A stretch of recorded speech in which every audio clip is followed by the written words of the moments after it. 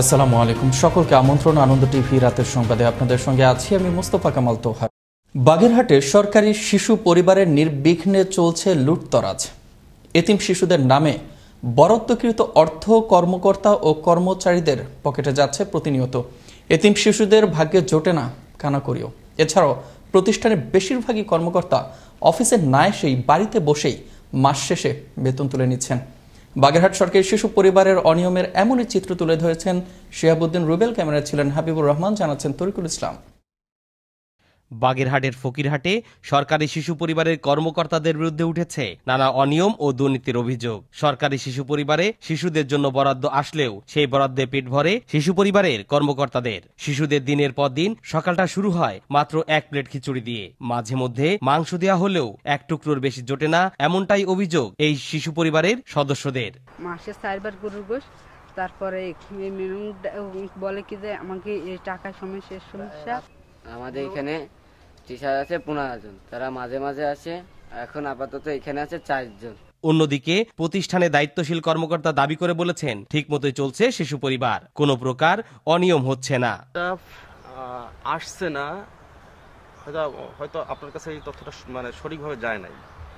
কারণ আপনাকে আমি বলছি যে আমাদের ওই যে গণপূর্ত ওই অফিসের সাথে একটু যোগাযোগটা একটু ঘন ঘন রাখতে হয়। তবে সরজমিন অনুসন্ধানে মিলেছে চাঞ্চল্যকর তথ্য, যা দেখে অবাক হওয়ার মতোই। প্রতিষ্ঠানটিতে অধিকাংশই কর্মকর্তা কর্মচারী অনুপস্থিত থাকেন। আনাচে কানাচে পড়ে রয়েছে ব্ল্যাঙ্ক বিল ভাউচার। খরচের নথিতে দেখা গিয়েছে অনিয়ম। ইচ্ছে মতো দাম লিখে তৈরি করা হয়েছে নানা রকম বিল ভাউচার। এই ব্যাপারে জানতে চাওয়া হলে সমাজসেবা দপ্তরের এই কর্মকর্তা জানান, আপনি যে অভিযোগগুলোর কথা বললেন আমি নিজেই তদন্ত করব, কাউকে তোমার নিজেই তদন্ত করব এবং যদি এর সত্যতা পাওয়া যায় অতি দ্রুতই সংশ্লিষ্ট কর্তৃপক্ষ বিষয়টি নজরে এনে প্রয়োজনীয় ব্যবস্থা গ্রহণ করুক। এতিম শিশুরা ফিরে পাক তাদের ন্যায্য অধিকার, এমনটাই প্রত্যাশা সচেতন মহলের। তরিকুল ইসলাম, আনন্দ টিভি, ন্যাশনাল ডেস্ক। বগুড়ার শেরপুর উপজেলার মালেন্দা গ্রামের কৃষি জমিতে 2 প্রজাতির ধান চাষের মাধ্যমে বঙ্গবন্ধুর প্রতিকৃতি তৈরির উদ্যোগ নেওয়া হয়েছে। 105 বিঘা জমিতে ফুটে উঠবে বঙ্গবন্ধুর প্রতিকৃতি। এটি হবে বিশ্বের সবচেয়ে বড় শস্যচিত্র। এই উদ্যোগ নিয়েছে শস্যচিত্রে বঙ্গবন্ধু জাতীয় পরিষদ ও ন্যাশনাল এগ্রিকেয়ার। শুক্রবার শস্যচিত্রে বঙ্গবন্ধু কর্মসূচির উদ্বোধন করা হয়। ধানের চারা রোপণের মাধ্যমে শস্যচিত্রে বঙ্গবন্ধু কর্মসূচির উদ্বোধন করেন বঙ্গবন্ধু জাতীয় পরিষদের আহ্বায়ক আফামা বাহাউদ্দিন নাসিম। অনুষ্ঠানে প্রধান অতিথি ছিলেন আওয়ামী লীগের সভাপতি মণ্ডলীর সদস্য জাহাঙ্গীর কবির নানক। বঙ্গবন্ধুর নেতৃত্বে দেশে কৃষি বিপ্লব শুরু হয়েছিল, কিন্তু 75-এর 15ই আগস্টে বঙ্গবন্ধু কৃষকের বন্ধু, মানুষের বন্ধু, জাতির পিতা বঙ্গবন্ধু শেখ মুজিবকে সপরিবারে হত্যার মধ্য দিয়ে সে পথ তিরোহিত করে দিয়ে কৃষককে এক অনিশ্চিত ভবিষ্যতের মধ্যে, অনিশ্চয়তার মধ্যে ঠেলে দেয়। মুন্সিগঞ্জের মিরকাদিমের 2 নম্বর ওয়ার্ড কাউন্সিলর প্রার্থী আবু তাহেরের ওপর হামলার অভিযোগ উঠেছে। এ ঘটনায় গুরুতর আহত অবস্থায় তাকে প্রথমে মুন্সিগঞ্জ জেনারেল হাসপাতালে ভর্তি করা হয়। পরে তার অবস্থার অবনতি হলে কর্তব্যরত চিকিৎসক তাকে ঢাকা মেডিকেল কলেজ হাসপাতালে পাঠায়। শুক্রবার সকালে সদর উপজেলার মিরকাদিম পৌরসভার কমলাঘাট বাজারে এ হামলার ঘটনা ঘটে। সাভারের আশুলিয়ায় মধ্যরাতে একটি বাসাবাড়ি কক্ষে ভয়াবহ রহস্যজনক বিস্ফোরণে এক যুবক ও তরুণী সহ 2 জন অগ্নিদগ্ধ হয়। আশুলিয়ার কুরগাঁও এলাকার আব্দুর রশিদের ভাড়া বাড়িতে এ ঘটনা ঘটে। এতে দগ্ধ তরুণীর পরিচয় জানা যায়নি। আশুলিয়া থানার উপপরিদর্শক ইউনুস আলী বিস্ফোরণের সত্যতা নিশ্চিত করেন, বলেন ঘটনাটি সত্যি রহস্যজনক। তৃতীয় ধাপে শনিবার টাঙ্গাইল সদর, মধুপুর, ভুয়াপুর, মির্জাপুর ও সখীপুর পৌর নির্বাচনে ভোট গ্রহণ অনুষ্ঠিত হবে। নির্বাচন কমিশন ইতিমধ্যেই ভোট গ্রহণের সকল প্রস্তুতি সম্পন্ন করেছে। শুক্রবার দুপুর থেকে নির্বাচনের সরঞ্জাম আইনশৃঙ্খলা বাহিনীর সহায়তায় ভোট কেন্দ্রগুলোতে পাঠানো হয়। 5টি পৌরসভা নির্বাচনে 13 জন মেয়র প্রার্থী, 221 জন সাধারণ কাউন্সিলর প্রার্থী এবং 79 জন সংরক্ষিত মহিলা কাউন্সিলর প্রার্থী প্রতিদ্বন্দ্বিতা করছেন। রংপুরে গৃহপালিত পশু ও নগদ টাকা দিয়েও প্রধানমন্ত্রীর কার্যালয়ের আবাসন প্রকল্পের ঘর জুটল না ভিক্ষুক, প্রতিবন্ধী ও ছিন্নমূল মানুষের। ঘরের কথা বলে টাকা নিয়েছেন ইউনিয়ন পরিষদ সদস্য, এমনই অভিযোগ ভুক্তভোগীদের। এ বিষয়ে তদন্ত সাপেক্ষে জড়িতদের বিরুদ্ধে ব্যবস্থা নেওয়ার আশ্বাস জেলা প্রশাসকের। রংপুর থেকে মাহবুবুল আলম প্রিন্সের বিশেষ প্রতিবেদন, জানাচ্ছেন শারমিন মনির।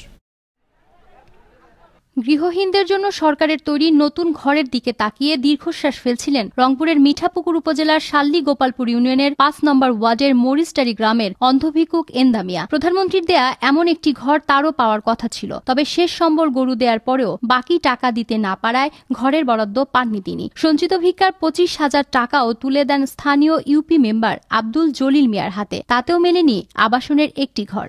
কেউ গবাদি পশু বিক্রি করে, কেউ আবার চড়া সুদের উপর ঋণ নিয়ে টাকা দিয়েছেন ইউপি মেম্বার জলিলকে। এখন গরু নাই, ঘরও নাই, বললেন ভুক্তভোগীরা। মানে মেম্বার আর কি ২-৩ জন আলছিল আমাকে, এঁকে ঘর গুলি আলছে, টাকা নাকবে ৫০,০০০।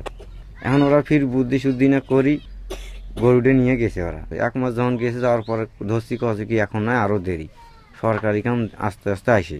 ঘর দিবে চায় গরু নিয়ে গেছে, সে গরু নাই, ঘরও নাই।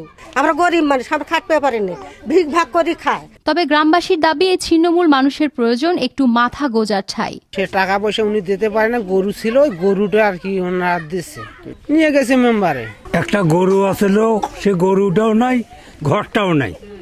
অন্ধ লোকটা থাকে কোন জায়গা? সরকারের কাছে আমার একটাই দাবি, যেন এই লোকটা যখন ঘরটা হয়, এরকম ইনকাম নির্ভর লোক এই গ্রামের এই মতামত আর একটাও নেই। গৃহহীন মানুষগুলো স্থায়ীভাবে বসবাস করার জন্য একটি করে ঘর পাচ্ছেন, আর এ ব্যাপারে কেউ নাম ভাঙিয়ে টাকা নিলে ব্যবস্থা নেওয়া হবে বলে জানালেন জেলা প্রশাসক। যখন তারা উপকারভোগীরা না থাকে, তখন এই ধরনের অপরাধের কোনো সুযোগ অনেক সময় তৈরি হয়। তো এই ধরনের যখন স্পেসিফিক যদি কোনো একটা জায়গার কথা আমাদেরকে আপনারা জানান, তাহলে আমাদের এখানে যারা আইনশৃঙ্খলা বাহিনী যারা আছে তাদের মাধ্যমে আমরা ব্যবস্থা নিতে পারব। মিঠাপুকুরের শাল্লি গোপালপুর ইউনিয়নের জায়গা আছে ঘর নেই প্রকল্প, বয়স্ক ভাতা, ভিজিডি ও ভিজিএফ সহ নানা অনিয়মের অভিযোগ রয়েছে ইউপি সদস্য জলিলের বিরুদ্ধে। তাই কর্তৃপক্ষের কঠোর হস্তক্ষেপ হলে থামবে এই মেম্বারের অনিয়ম ও দুর্নীতি, আর এমনটাই প্রত্যাশা গ্রামবাসীর। শারমিন মনির, আনন্দ টিভি, ন্যাশনাল ডেস্ক। অপরাধী যে দলেরই হোক না কেন কাউকে ছাড় দেওয়া হবে না, মাদকের বিরুদ্ধে জিরো টলারেন্স, এমন হুঁশিয়ারি দিলেন সিলেট রেঞ্জের উপমহাপরিদর্শক মফিজউদ্দিন আহমেদ। বৃহস্পতিবার বিকেলে নবনির্মিত হবিগঞ্জের শাস্তাগঞ্জ থানা ভবন পরিদর্শন শেষে আইনশৃঙ্খলা সভায় প্রধান অতিথি হিসেবে উপস্থিত থেকে তিনি এসব কথা বলেন। রাত পোহালে অনুষ্ঠিত হবে দেশের ৬৪টি পৌরসভার পৌর নির্বাচন। সারা দেশের মতো বরিশালের পৌর নির্বাচনেও প্রশাসনের পক্ষ থেকে নেওয়া হয়েছে ব্যাপক প্রস্তুতি।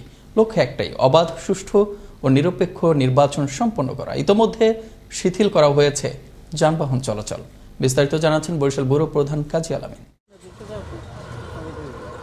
বরিশালের গৌরনদী পৌর নির্বাচনে আইন শৃঙ্খলা পরিস্থিতি স্বাভাবিক রাখতে নানাবিধ পরিকল্পনা গ্রহণ করেছে প্রশাসন। প্রয়োজন ব্যতীত সকল ধরনের যান চলাচল শিথিল করা হয়েছে। অমান্যকারীদের আর্থিক জরিমানা ও দণ্ড দেওয়া হয়েছে।